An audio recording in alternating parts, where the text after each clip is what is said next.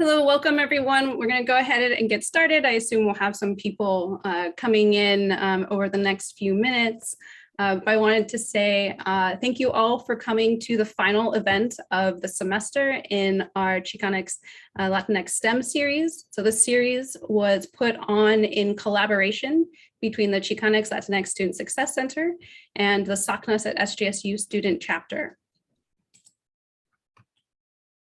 So the Centro, if you're not aware, is located in the Student Union across from Jamba Juice. So if you've never been there, go check it out. It's a really great space to find community or study or eat your lunch. And now that I will be teaching on campus next semester for the first time in 2 years, I will be spending more time in the Centro, so you can come find me there at lunchtime and say hi. I want to also make a big thank you to Lily Pinedo Gangay and Elisa Aquino for all of their help putting on this series throughout the semester, as well as the Society for the Advancement of Chicanos, Hispanics, and Native Americans in Science Student Chapter. So you can learn more about the group and get involved by sending them an email to be added to the email list, or you can follow them on Instagram. And me. So I'm a professor of ecology and evolutionary biology in the biology department. You can find me by emailing me or visiting my website. I will also have office hours in the Central next semester, which I will advertise at the beginning of the term. So this is the final event of this semester, but we will have more next semester, including events focused on mental health, preparation for graduate school, and hopefully an in-person celebration at the end of the year. And I am very excited to host our 2 guests for this evening. I met both of them for the first time at a SACNAS conference in Hawaii a few years ago, and I'm really looking forward to hearing from them. So we have Dr. Brian Castellano, who received their BS in chemistry with a concentration in biochemistry from SJSU in 2013. They completed their PhD in molecular and cell biology at UC Berkeley, then went on to complete a postdoctoral research fellowship at Genentech, so in a biotech industry rather than an academic institution. And they are currently the scientific program manager for training and DEI at Stanford Chemistry, Engineering, and Medicine for Human Health Institute. And while they were here at SJSU, they were a founding member of the SACNAS Student Chapter, and they have remained very active in SACNAS ever since. So welcome, Brian. Hi, everyone. And we also have Brian Lopez, or Robin Lopez, sorry, mashing up your names together. Robin Lopez is from the East Bay. He was raised in San Pablo and Richmond, attended Contra Costa Community College and San Francisco State University for his undergraduate degree in civil engineering. He then came to SJSU for his master's in water resource engineering. He spent some time as a research associate at the Lawrence Berkeley National Lab, and is currently a PhD candidate and NSF fellow at UC Berkeley in their water resources group. He describes himself as a researcher, scholar, science and social educator, and activist. You can see Robin riding around on his bike with Rich Rides and follow him on Instagram and Twitter, where he is very active and engaging. So I'm going to invite Brian to share a bit about their journey with us first. Then we will hear from Robin and open it up to a conversation. If you have a short question that can be answered in a sentence or 2, feel free to raise your hand or put it into the chat at any time. However, if you have a more in-depth question, please wait until we open it up for questions. And also, please feel free to keep the conversation in the chat lively, but respectful throughout. All right, thank you very much. Awesome. I am stealing share screening privileges. Fantastic. Hi, everyone. Thank you, Jessica and Michael, for inviting me to come be on this panel along with Robin. I really appreciate it. And thank you for all the organization.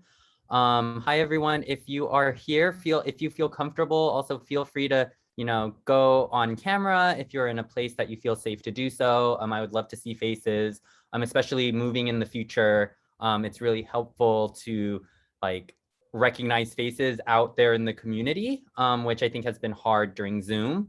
I just have a few slides. I'll breeze through it relatively quickly. But this is kind of, I grew up in Sacramento, so not too far away from San Jose. And then I moved to San Jose for my undergrad. I started off as a nutrition major. And then because of Professor Singmaster, that maybe a lot of you may know, in the chemistry department intro to biology course, and Dr. Soto in the biology department, they really got me into chemistry and into doing research. And so I transitioned from a nutrition major into a chemistry major, and then kind of moved around the Bay Area for the rest of my scientific training. Fun fact, I was a nutrition major because I wanted to go to culinary school, and then realized that working in a restaurant and lugging 50-pound bags of flour and rice everywhere was not really for me. I have a really small stature. And so instead of doing 50-pound bags, I was now moving around 50 microliters in smaller tubes, but still on my feet a lot, which I was not expecting to do when I started research.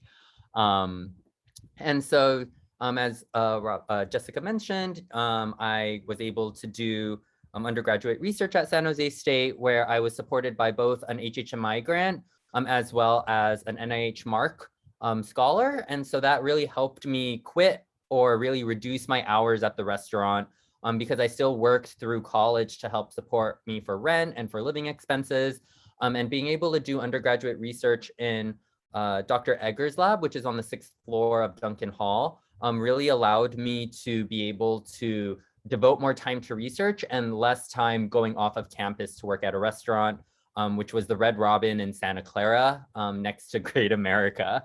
And during my time, Dr. Soto was also able to sponsor me as a summer researcher through HHMI's XROP program, which is no longer in existence. But through that, I was able to go to MIT to do structural biology work, where along with my experience at San Jose, as well as this one, made me realize I wanted to do a PhD, which I was able to do at UC Berkeley right after I graduated in the molecular and cell biology PhD program. I was supported with a HHMI Gilliam Fellowship, which was really helpful for me to feel a lot more independent in that space. And then once I started deciding I didn't want to do research full time, I actually did a summer internship during my PhD in the Office of Intramural Training and Education, OITE, where I helped and taught a intense biology course for rising seniors in high school, which will prepare them to also gain lab skills so that for the following year, the summer before they start undergrad, they would be able to do a research opportunity at the NIH. And so that was a really great way for me to still be in science, but then really figure out extra educational aspects that I enjoy in my training. I then went and I took actually a gap year. So I took a year off after I finished my PhD in 2017 to work on my mental health, which I'm very open and honest about. So if there's any questions about maintaining good mental health or things to do, I'm also happy to go more into depth about what I did during my year off and really figure out how to be your best and be at your full potential before starting your next position. So I graduated in December 2017. December 2018 is when I started my postdoc at Genentech, where I was in where I did cell biology, but I applied it to our manufacturing processes. So kind of all of the drugs, all the therapeutics that we have, especially protein-based therapeutics like antibodies, I was in charge, or my research project was geared towards increasing basically the production of those. So how do we have our cells that make these proteins? How do I engineer them to be more productive with the long-term goal of reducing prices of manufacturing, and hopefully at the end of the day, the actual price of our therapeutics. And then just to go really quickly, during this whole time, I also did a lot of diversity work because I really realized that if it wasn't for Professor Singmaster and Professor Soto, and now Jessica is able to do, is able to do a lot of work in this space, definitely takes a village. And I wanted to use my platforms as a graduate student, as an HHMI fellow, as a postdoc, to really expand access to STEM to different communities that actually didn't see themselves represented. And so I love coming back and be able to tell my story, as well as to answer questions and give guidance to you all in this space. And so there's a lot of different roles that I took up more and more as my career went on. And now I am a scientific program manager at Stanford at a research institute, where I'm in charge of all their training programs, from their undergraduate research to their postdocs to their PhD programs to their postdocs and to their faculty mentor training, as well as all of their diversity, equity, and inclusion initiatives. And so one really great thing about this is I've done a lot of consulting work in diversity spaces. But the thing is, it's like, if you're consulting, it's like, I think you should do X, Y, Z. Do they do it? Up to them, right? Most of the time, not, because I feel like I'm really progressive in this space. But what I was able to do now in my position is I'm in charge of all the training programs. So if I think there's something more equitable that we could do for our graduate students, for our undergrads, for our postbacks, I just do it. And I have a relatively, the director of my institute is Carolyn Bertozzi, who is also a very prominent and out queer lesbian. And so a lot of the language that I use, a lot of the ways I view science and equitable spaces, I really feel like I could bring my authentic self, because I could have these conversations with her. And for the most part, we've been on the same page of, talking about social injustices and how that connects to research and why we should be fighting against them. And so I feel really privileged that I could be at a really progressive institute at Stanford, which for the most part, in other departments could be a little bit more conservative. And I could pass it either back to Jessica or Robin. Hopefully I didn't take up too much time, but I'm more than happy to discuss any part of my journey or my career or mental health, that any questions that you all may have. Thank you. Yeah, let's hear from Robin, and then we'll ask you some questions. Most definitely. Let me get my screen share queued up. First and foremost, thank you for having me here. It's an honor and a privilege to be in the same space as someone such as Brian. And of course, just being in the same space as all you rising scholars, because I think this is something all of us can agree on, is that being able to show up is a battle in itself. And just being able to be present, it takes a lot of energy. And I have no issue with acknowledging that there's a lot that comes with that. And I wholeheartedly love that there is tentative programming around mental health. I love that Brian had already mentioned that as well. That's something that I'm also very, very transparent about. Largely because of the environment that I grew up in. I'm going to get into really quickly about my background, but I'll give this little tangential note that the environment that I grew up in, Richmond, California, an environment where a lot of folks of color, particularly Black and brown folks, are made to feel like it's a weakness to show vulnerability or to show emotion.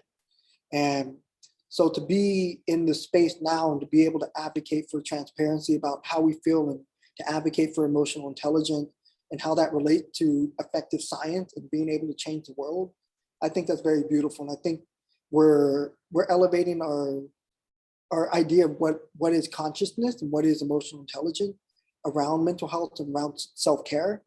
So without further ado, I'll get straight into it. As you heard, my name is Robin D. Lopez.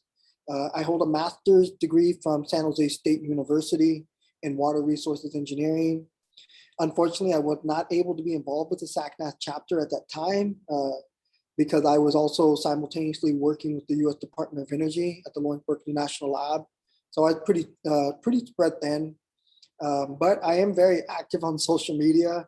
You could find me at Hood Ecologist on Twitter and Instagram. Apparently, I also have a TikTok. That's probably not the safest place to go, though. That's where I kind of drag academia every now and then. As you heard me previously state, I work at the Berkeley National Lab. I'm still there. And I'm currently finishing up my PhD at UC Berkeley in environmental science, policy, and management. And everything you're hearing right now, it sounds like something that's straightforward. It sounds like something that's linear, that I went from point A to point B. Maybe there might have been a little hiccup, but everything seemed to work out perfectly fine for me. And that's far from it. And I think that's where academia fails all of us in not being transparent about how we get from point A to point Z.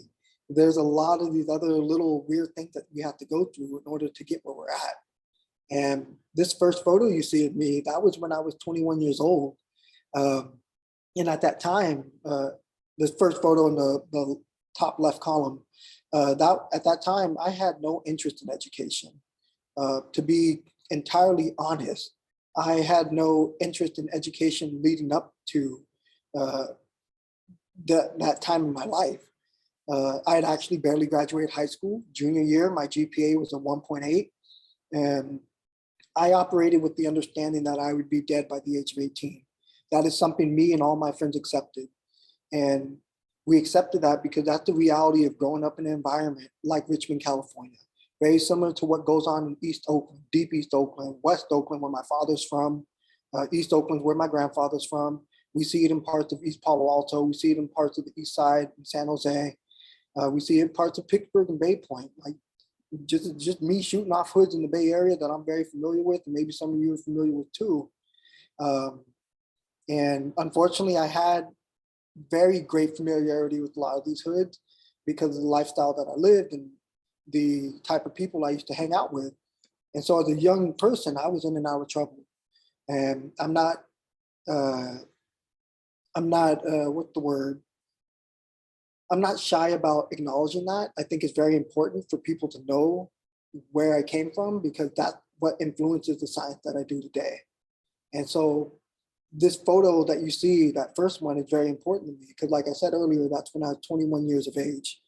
And 21 years of age is when I had a very critical moment in my life that was the entire catalyst for my change, to turn a new leaf in this life, to really think about this world beyond myself. And what had happened was I had lost the best friend to suicide.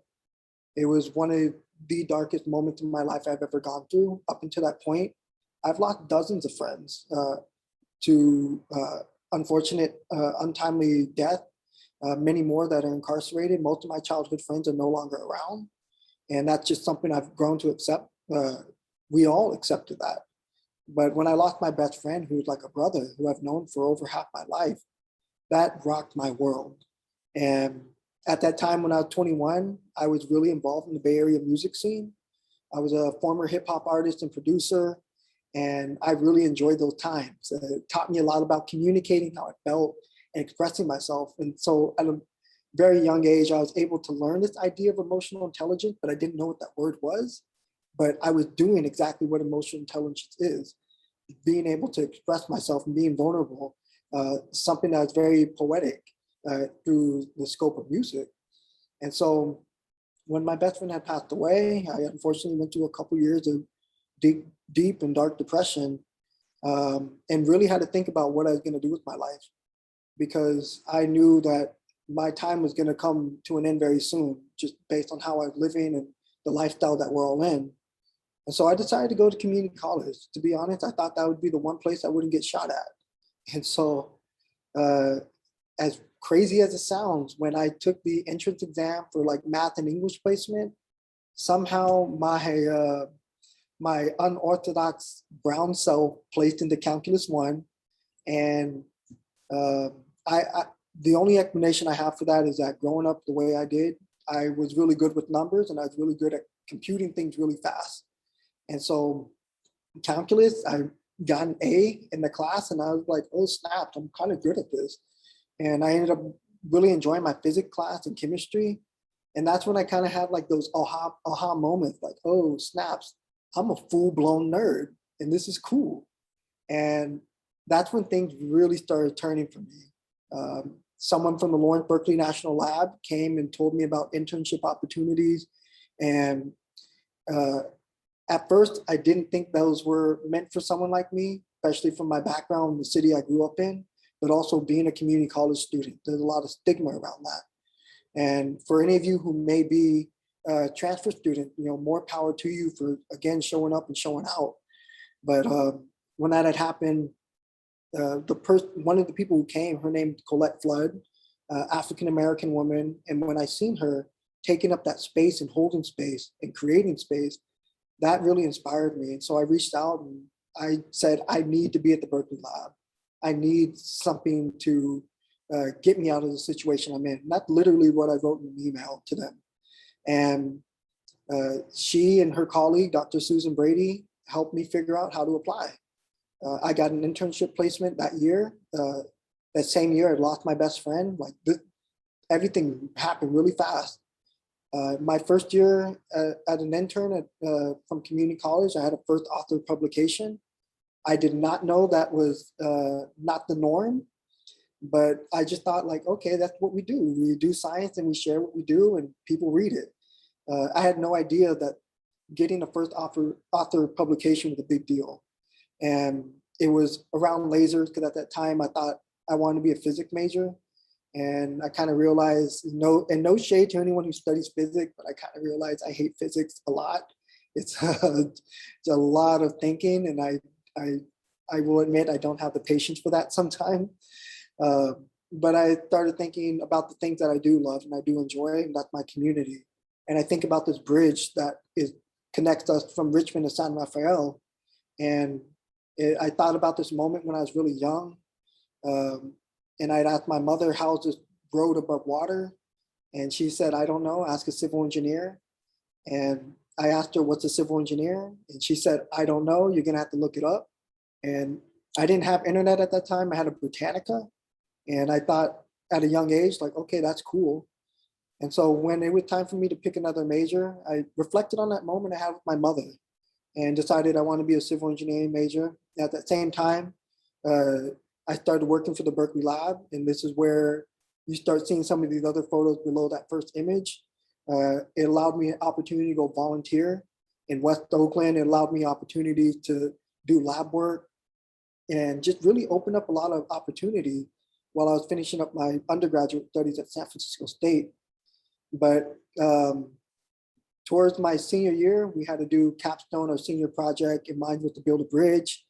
And my bridge failed, and I came to accept that I suck at building bridges. And my warning to all of you, if my name is on that bridge, don't go on it. It's not safe. And so I was just like, you know what, maybe this is time to reevaluate some of the things I've been doing at the Berkeley Lab, because I was doing a lot of work in soil science and water, and realizing that it's more than a job to me, it's really fun. And so I applied to grad school at San Jose State for water resources engineering, and obtained my master's there while still working for the Berkeley Lab, and found myself at UC Berkeley. And that was not easy. Applying for grad school is not easy. There's a lot of information that's withheld from us. Brian kind of alluded to this already when talking about some of the gatekeeping that happens. And that is something I directly experienced because I didn't know what the process was. I also got really lucky when I applied for a fellowship. It's called the National Science Foundation Graduate Research Fellowship. I had no idea what I was doing. I applied for that thing 2 months before it was due. Didn't know that most people have other people review it. I just submitted it and just crossed my fingers and hope that the people who I picked as letters of recommendation writers put a good word in for me. And to my surprise, I got the award. And this is a major award. Maybe this is something we could talk about later if you're not unfamiliar, but this was something that really catapulted me in my career and my trajectory at UC Berkeley. It made me more confident. And you see this photo at the bottom that says science has no borders. In 2016, 2017, we had a change in administration. I won't get into that, but that was around the same time as I decided to apply for a PhD because my project at the Berkeley Lab got cut.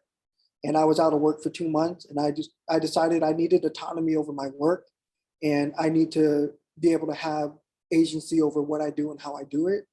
So I organized this event called the March for Science. We got a few people to march with us, about 55,000 in the streets of San Francisco. That was kind of fun, but it wasn't enough. And I don't think it touched the surface at all about what it means to have diversity and equity in science, something you heard a lot from Brian already.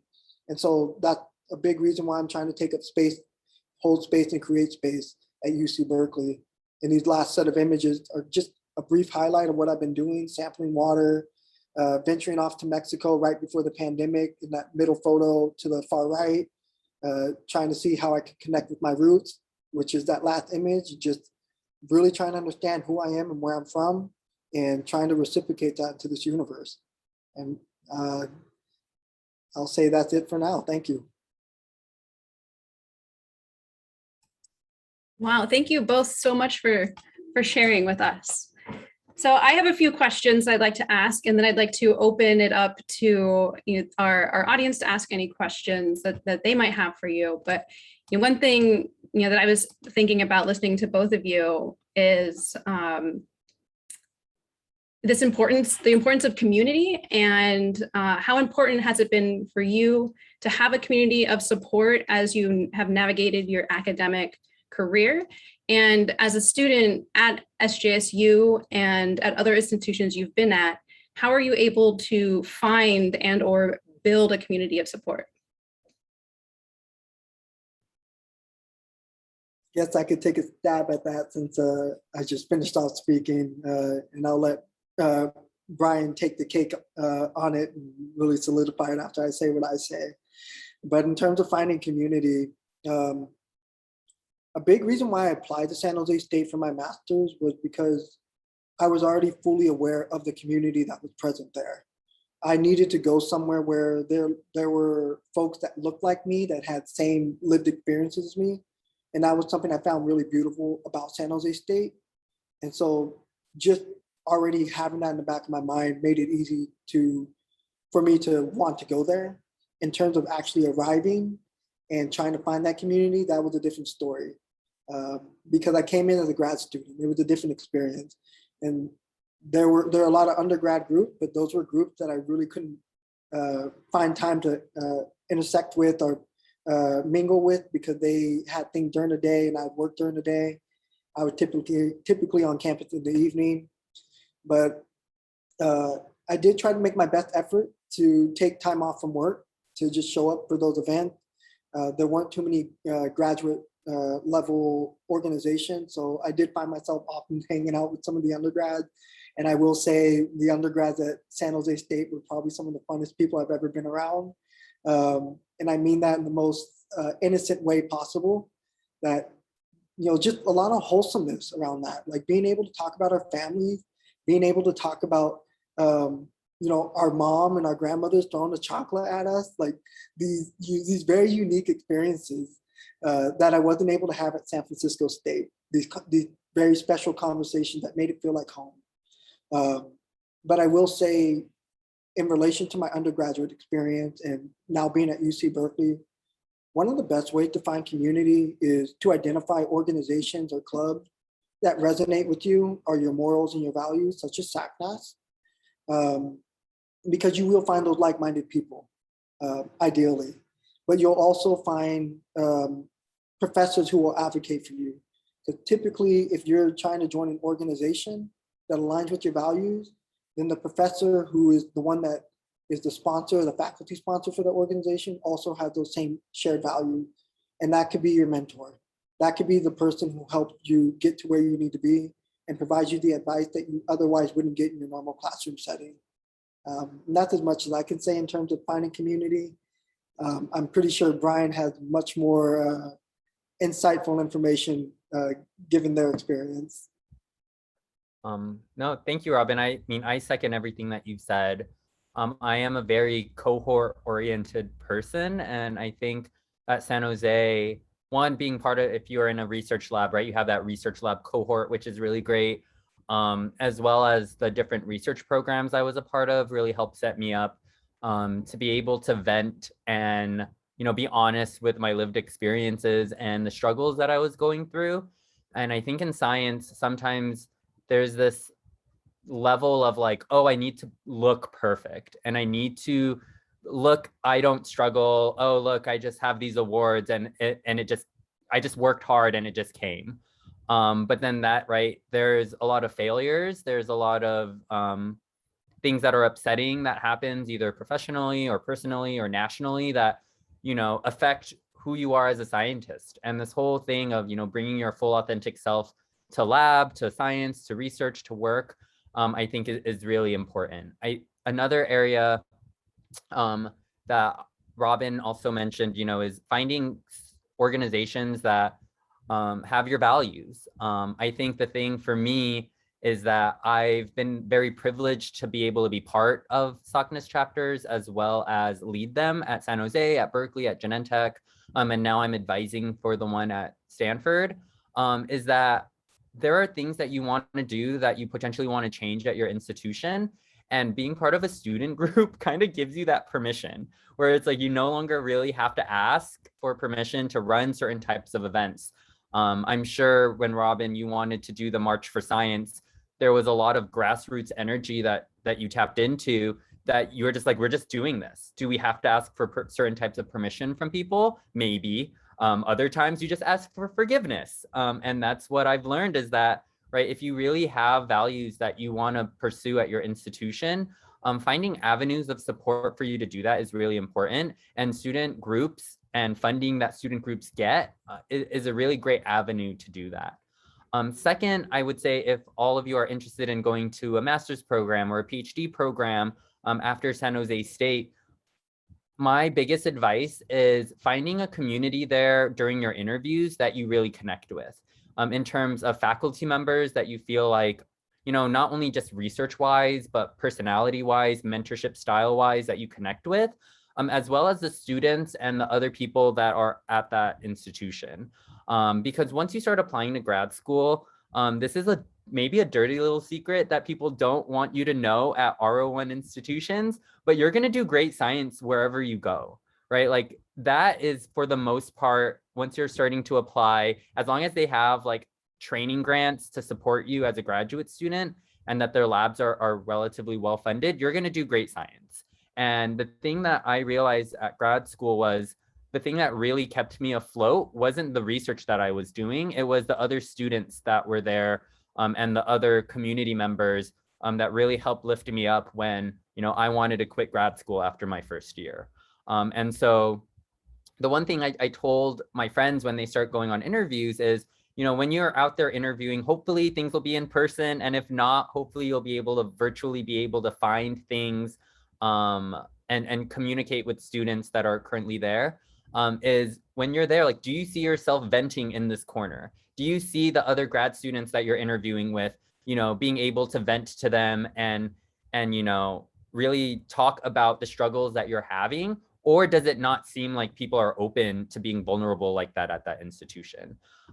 Because baseline for me, I had a really hard go at grad school. I was the first graduate student. There was a lot of learning curve for myself of how to be a good mentee, as well as a big learning curve for my PI, my advisor, on how to mentor different people with different styles. And the thing that really lifted me up through that was the community. So I would say when you're interviewing, do you like the students that are there? Because that's the community that you're going to be a part of. And for me, I did a lot of recruitment for Berkeley, at least for my department. Recruitment to me basically became, who do I want here for me coming in to help further support me as I finish grad school, as well as creating an environment and a community for them if they come. And this, I don't have the exact numbers, but definitely after I started helping with recruitment, our department became more brown and more queer. And it's because I would say, because I was at the forefront, right? You arrive at interviews, I was there at the hotel. I'm leading the group around campus. I'm telling them my honest story about who I am and how I feel comfortable being who I am. So yeah, that's what I have about community and building it and finding that at your institutions. And, always be friends with administrators and faculty members that do this, because they will also be a really great source of support for you when research and education gets a little more difficult. So Brian, you mentioned how you feel like you need to look or act a certain way in science. So for both of you, how do you balance the expectations of what a scientist should be with who you see yourself to be? And so how have you used your identity as a source of strength? And how do you use your position and experience then to empower others? I know you've answered this a little bit already. Yeah, I'll keep mine a little short. I think me and Robin talked about this a little bit earlier. It's like I love Robin's Twitter handle, Hood Ecologist, right? Just put it all out there. Mine is queerentist. It's just like queer used to be, well, maybe still to this day is a little derogatory, but I'm trying to appropriate that back and find strength in being called queer.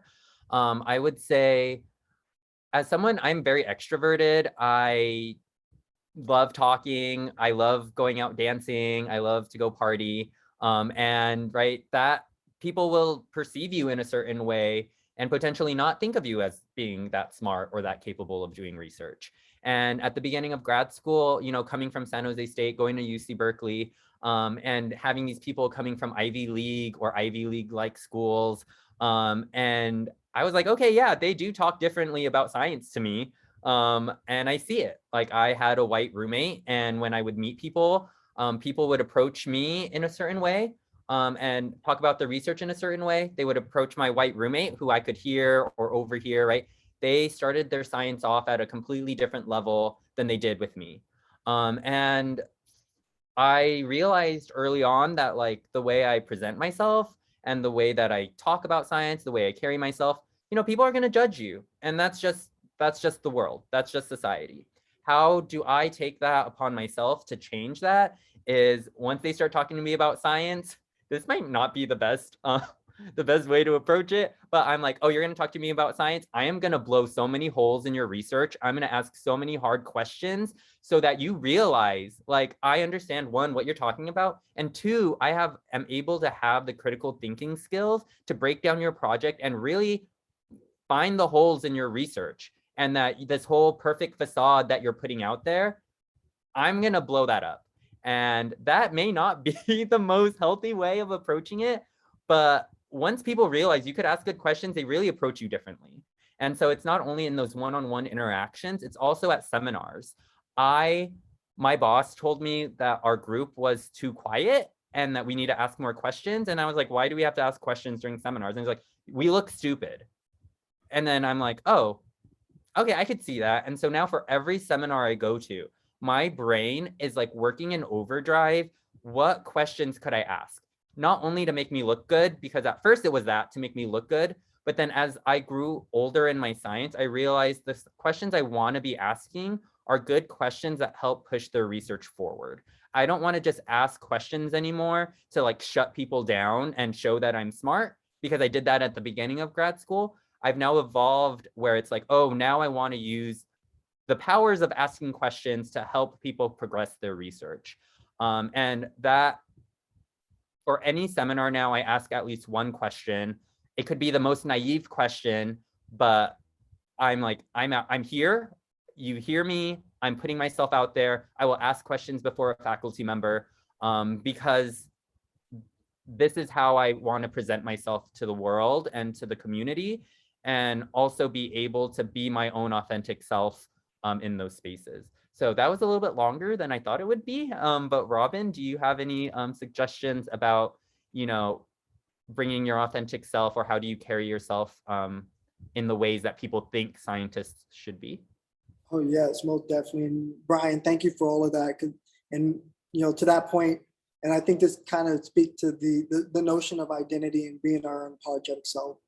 Brian, you should never apologize for speaking your lived truth and your valid experience. None of us should ever have to apologize for expressing who we are and what we represent, what we come from. You know, whether it take 30 seconds or 30 minutes, it is who we are. And I mean, that's really what it comes down to. Like, you hear me the way I'm speaking. Like, this is the way I speak to my advisors. This is the way I speak to my colleagues. I'm not gonna fucking, well, excuse my language. I'm not gonna code switch in front of them like that just to make them feel comfortable. I shouldn't pander to someone else's comfort just for my survival. I've been through other mechanisms of survival that literally life or death situation. I shouldn't have to be put up in a weird situation where it's survival for my academic career. That to me, like, that just like, nah, that's not cool. That's not sliding, not happening. And that's not something that came easily or just came overnight. I do admit early in my academic career, I was very reserved and very reluctant about how much I want to express about myself to other people. because I do know the stereotypes that come with being someone from the section I grew up in. And similar to Brian's example of reclaiming the word, I reclaimed the word hood. Like when people hear the word hood, I hope they think of me, and I hope they think of the most talented scientists in the world. I hope they think the most creative people in this society when they hear the word hood. Like that's what I want people to think.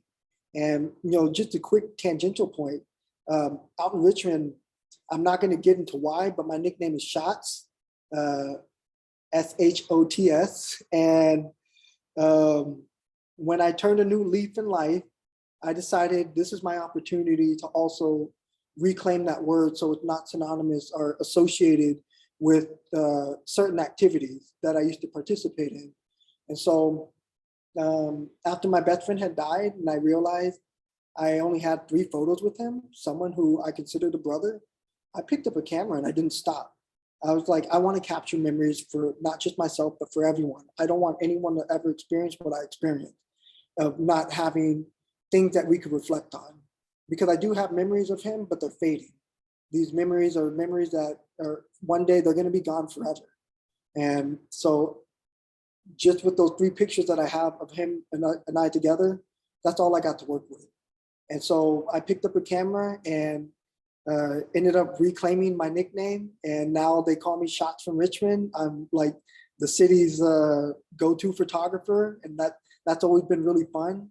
And I've been able to like live like a dual identity in terms of creativity and science, where everyone out there in the hood, like they know me by Shot. They don't know me as a scientist.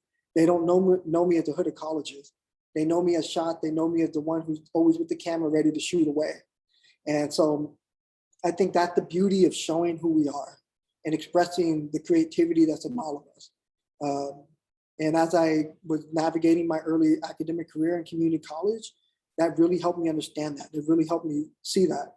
I had a physics professor, Dr. Conrad, bless his heart, white man, but he understood what it meant to hold space for folks like myself. And he was very straightforward with me. He was like, hey, Robin, like, I really don't want to see you fall through the cracks like this. Like, you got a lot of talent. Can you please stop doing what you're doing in the street? I was like, say no more. Let's get to it. And, so here I am today at UC Berkeley. Here I am today working with the US Department of Energy. I've been with them as an employee for 10 years now.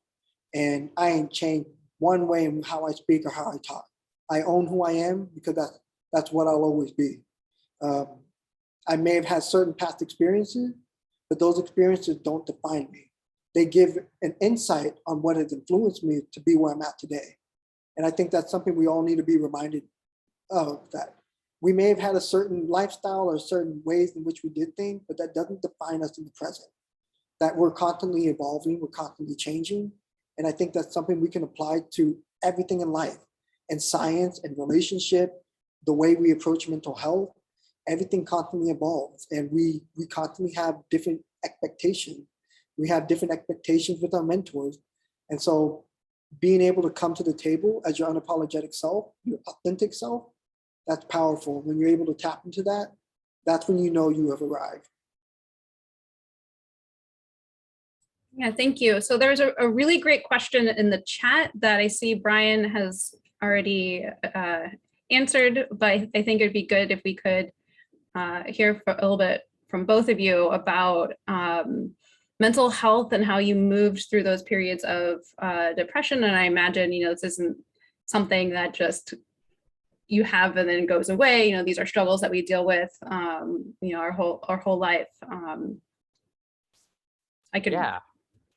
I guess I could read the question a little bit. It's like, how did you get out of depression? What was the process like? And managing all of the things about life affecting your motivation with school, as well as with the science community, that may or may not be as equity minded in the space. So similar to Robin, what you mentioned, when I started grad school, I had a very close queer peer mentor that taught me how to be like a queer scientist, out proud queer scientist. And when I was about to when I did graduate from grad school, they actually lost their battle to mental illness that following January. And that was another, I knew they were already a postdoc at UCSF, and I already knew that they had a lot of mental health issues. And so I knew for myself, I needed to take that break. And it was very unfortunate that my friend wasn't able to do that or have the privileges that I had financially or just in general to be able to take time off. And I would say therapy is the first step. Finding a good therapist, it's like dating. You might, on your first therapist, you might not like them, go find somebody else. It could take 5, 10 people for you to go through. But once you find a therapist that you really click with, it is like a beautiful feeling. And they are able to give you the tools to be able to work through a lot of issues that you may have. And I view therapy now as not somewhere that you go to, that you seek out to help fix you. Of course, a lot of people do that, which is fine. If you haven't had it before, go find that. But it's also something that's preventative, that if you have a good therapist, when you're not, when you don't feel like you need it, hopefully they'll be able to give you those tools so that when hard times come, you have the toolkit to be able to tackle it and then have your therapist be someone that you could then lean on when things get hard, rather than finding a therapist when things are already hard and, adding more to your to-do list. That with therapy, of course, is a lot of self-reflection that occurs and really figuring out, why do you want to do this? I think especially when you go to grad school, you have to figure out, why do you need this master's degree? Why do you need this PhD? Because for me, I wanted to be a faculty member when I first started grad school. And when I realized that's not what I wanted to do, there was a lot of things of like, then why do I need this? And there was like a lot of people who go through grad school, go through like a mid-grad school life crisis of like, why am I doing this PhD? And I think if you have that self-reflection before you apply, while you're applying, when you're starting, of like, okay, what if I don't want that career goal that I need this PhD for? What are other reasons why I need to complete this degree? And I think really being able to have these tools could really help you with your mental state of mind. And also just being honest and vulnerable. Like, I applaud Robin for being very vulnerable in these spaces, but also finding other friends that you could, talk to this about. And at least for myself, I even talked to my mom about it and like my mental state. And I did not know where that conversation was going to go. But then my mom opened up to me about her, her mental struggles that she had, immigrating from the Philippines, having kids and like doing all of these things. She was able to open up to me. And now I have a space with my mom that I could talk to about, something I didn't think I would be able to talk to her about previously. And once you're really honest in certain spaces, people are going to be a lot more open to having those conversations. If you're at a community that you feel like is not open to that, I posted Dragonfly Mental Health in the chat.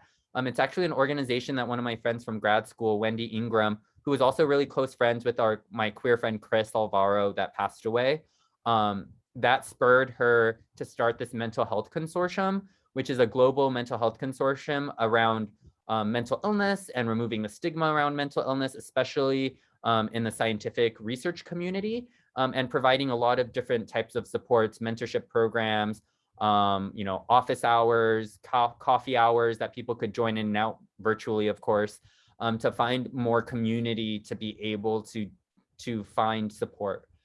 So I would recommend going there and seeing what types of events they have that you would be able to find that fits your needs.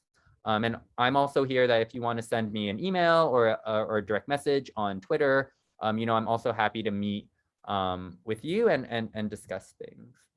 Robin, you've also mentioned mental health a little bit. Do you have other things that you would like to add? Yes, definitely. First, I just want to, express gratitude and appreciation to you, Deontay, for being brave and asking that question, because that's not easy. That's not easy to ask in a space full of people as well. So I just want to give a major shout out to you because the fact and the act of you doing that tells me that you're someone that's courageous, that you're someone who is definitely going to flip the tables in academia or in the industry, that you're not shy about asking the uncomfortable questions that need to be asked. And that is a very powerful trait. And I hope you never lose that. I hope you hearing this from me gives you the confidence to keep asking those questions, because we don't ask those questions enough. Because folks like us in our community, we are constantly being conditioned to feel like it's unsafe to ask those questions. And when I say folks from our communities, I'm specifically referring to Black, Indigenous, Latinx, and Asian folks. This is something we're constantly dealing with. Society has this weird white supremacist structure that makes it difficult for us to talk about mental health.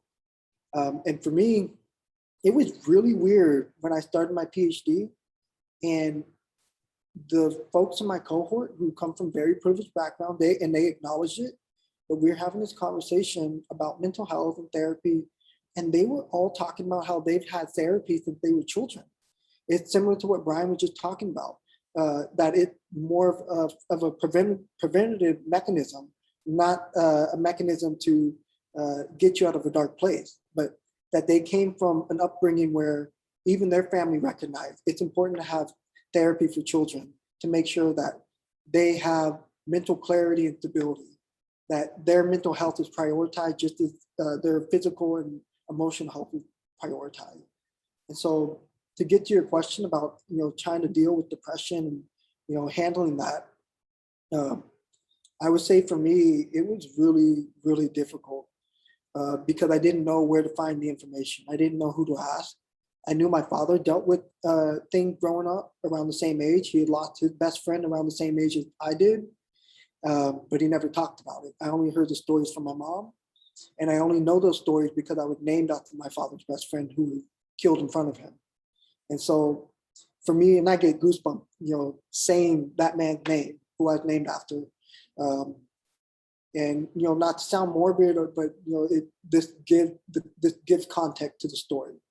This person, my dad's best friend, had died in my father's arms during my aunt's quinceañera, or her 15th birthday. And this was an event that my father had put on. He had paid for everything, and to lose his best friend at his sister's event, and to be in a society that he was in Oakland, in that environment where he's not allowed to talk about those feelings, and he didn't know where to go to, that kind of resonated and got projected onto his own sons, onto me and to my brothers. And we grew up with this understanding that it's not cool to talk about our emotions, that if we're hurting, then we need to go hurt someone else. And that's what causes this vicious cycle that I was in for a hot minute. And I didn't know how to vocalize or how to articulate that I was hurting as a child, as a teenager, that the things that I was doing for survival made me unhappy. But when my best friend had passed away when I was 21, and things just went to a downward spiral, I mentioned earlier, I battled a 2-year battle of deep, dark depression. Even though things were slightly going okay for me academically, I was not entirely happy. I had a long bout of insomnia for like a whole last year. I was scared to sleep in my own bedroom. All the lights had to be on in the house. Just all these weird things because I didn't know how to communicate what I was dealing with. I didn't know how to go find a therapist. I didn't know that it was free. I didn't know that my medical coverage covered that. I had no idea. And I didn't know how to ask those questions. And that's why I'm applauding you for asking that question right now in this space, because that's something I wasn't able to do. But something that really changed me was when I found out about this organization called the American Foundation for Suicide Prevention. And I've been involved with them ever since 2012. Volunteer with them. I've spoke for them at various events, like at NASA Ames Research Center. I even just organized a virtual walk in my hometown of Richmond, California through the AFSP. And they provide a lot of resources, pointing you in the direction of where you can go to find that information. And so that's my go-to to try to get people to understand how they could deal with depression or mental health issues. But I would say to that point of me not knowing where to go or how to find answers, that did a lot of damage to me. And it did a lot of damage that required a lot of therapy. And I'm at a point now where I'm at peace with what has happened. And I'm able to talk about it more openly. I wasn't able to say my best friend's name for like a good 8 years. That's how much it has scarred me. I refused to say his name publicly because it hurt so much. And now I can say his name. His name is Mark Nauman. He was a beautiful soul, and he lived the best life anyone could have lived. And I'm so honored to now have him as an ancestor. And so when I think of how I've lost people, I think about that too, because losing people can also cause depression. And many of us have lost people due to the pandemic. And that's something I want to acknowledge too. I've lost several family members over the last year and a half, and it hasn't been easy, but being able to contextualize it differently, that I didn't lose them per se. They just became my ancestor. Now they're guiding me. Though it really comes down to how you frame the world you're in. I think Brian was really hitting on that very well. Understanding where you're at in life and where you can be, depending on who you talk to and who you reach out to. That's going to be very powerful. Just your ability to have that emotional intelligence. Thank you both so much. I'm very, I mean, I guess happy is not the word, but like I'm glad that we're having this conversation, and we're almost at time. And I do want to acknowledge that there's one more question in the chat. And so if we could spend like 30 seconds maybe addressing this last question before we wrap up here with this really great conversation.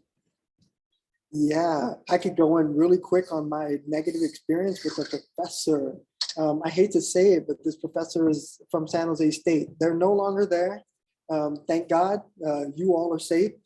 But when I started my master's, and this is to Brian's point earlier about interviewing people and getting to know what the lowdown is, I made the mistake of not asking this professor if they had intention to go anywhere, or if they were looking at other places, or if they intended to stay at San Jose State long term. So I had no idea what their career goals were. And so when I started doing a master's thesis project with them. And early November, they had me make a 12-page report on artificial neural networking and well-testing analysis. I won't get into what all that is. I'll just say it's a lot of grueling work. And I wrote a very good damn report and submitted it to them as an intermediate thing.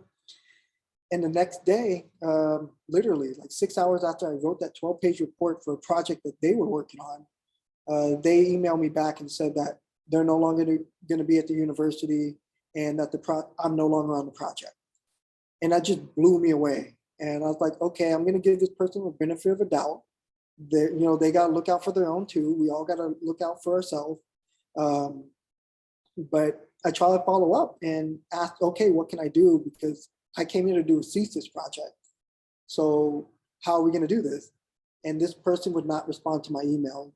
It took another professor to step in, who came from MIT, who had to tell this professor, of all the people I've ever worked with, even at MIT, no one has been as talented as Robin, and it'd be a shame if San Jose State did not allow him to do a thesis. We're going to miss out.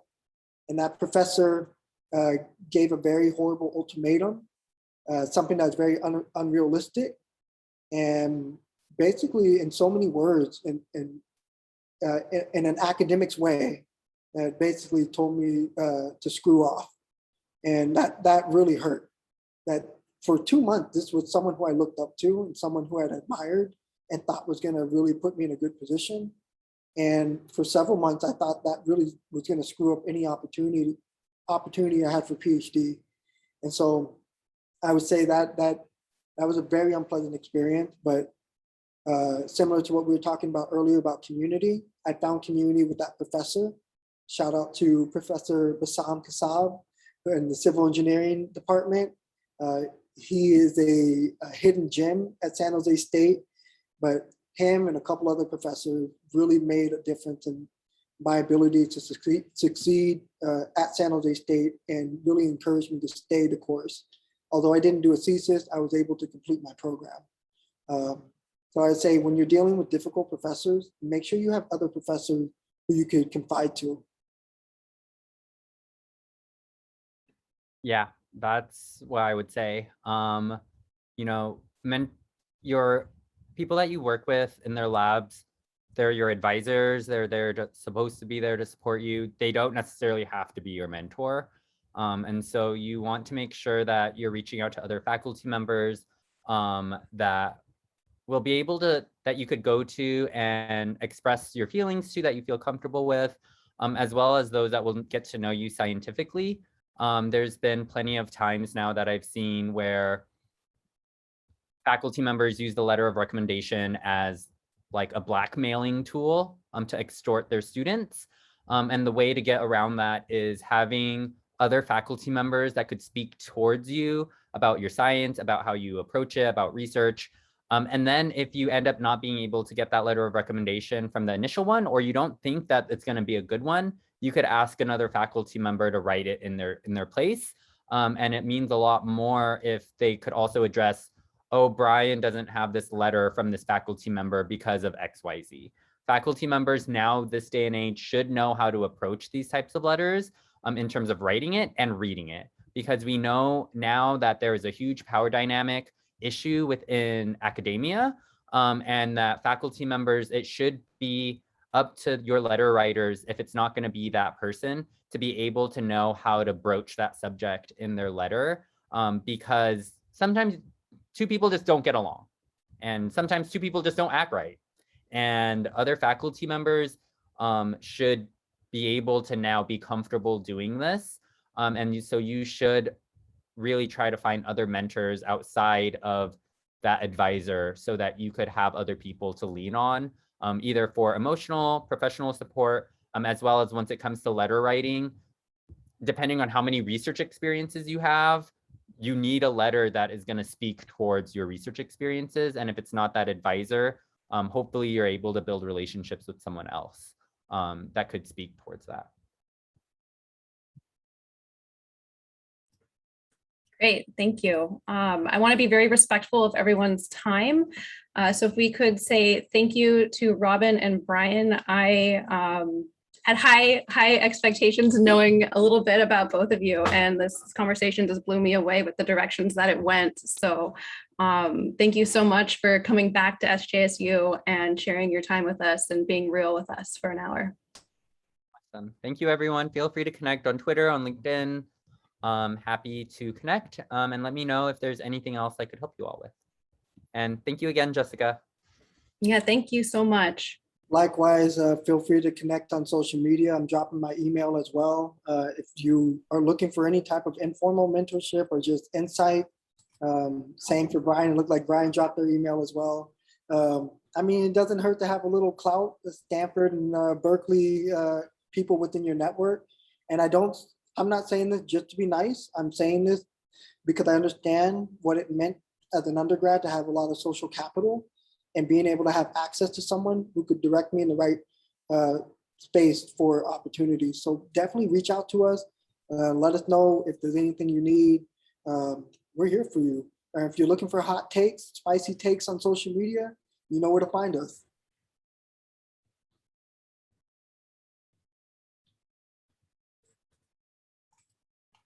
Awesome. Agreed. All right.